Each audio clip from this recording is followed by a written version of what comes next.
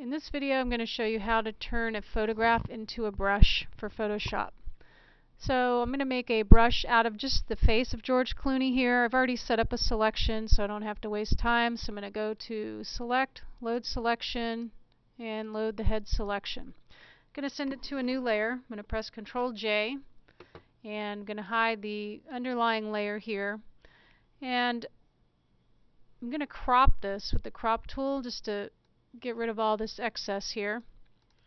Now I could make a brush right from this image, but it's best to strip the image of all of its color because it basically makes a brush out of the black pixels only. So I'm going to go to Image, Adjustments. I'm going to make it a black and white image first and just accept the defaults.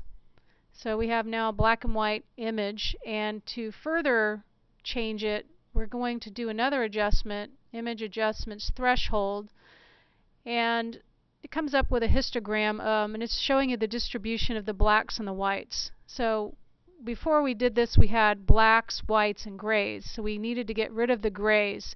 Anything that's white in here is not going to be part of the brush, only the black pixels. So you can adjust the slider however you think looks best. Just going to go with this value right here. Each image you'll have different threshold levels. I'm going to click OK, and now I'm ready to turn it into a brush by going to Edit, Define Brush Preset, and the size of the brush is determined by the size of the image. So in this case this brush is 317 pixels wide and in size. And the name of the brush is going to be whatever the name of the file is, which is fine. I'm going to click OK. And now I have a George Clooney brush. So I'm just going to hide this layer, create a new layer here. And I'm going to activate my brush tool, the B key on my keyboard. And here's my new George Clooney brush. And I can size him down, maybe change the color.